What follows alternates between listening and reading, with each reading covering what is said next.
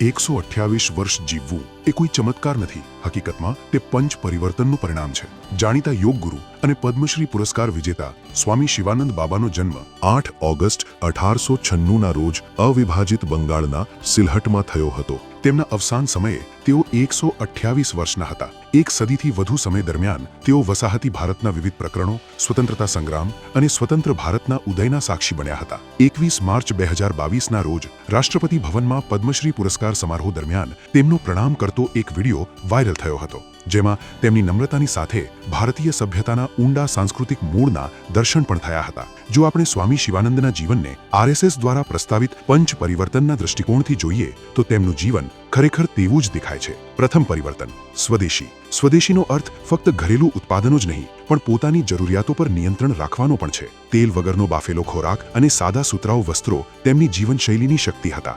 બીજું પરિવર્તન, કૌટુંબિક મૂલ્યો.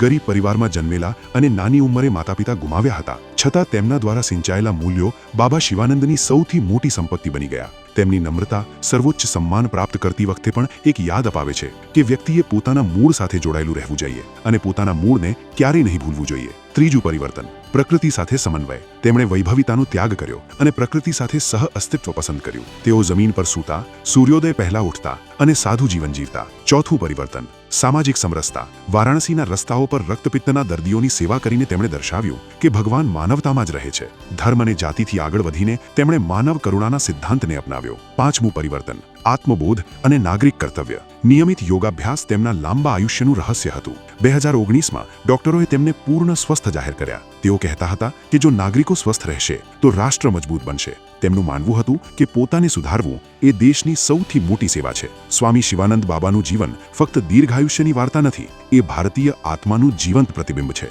પંચ પરિવર્તન કેવી રીતે શક્ય છે તેના ઘણા સૈદ્ધાંતિક જવાબો હોઈ શકે છે. હવે એક જ જીવંત જવાબ છે: સ્વામી શિવાનંદ બાબા.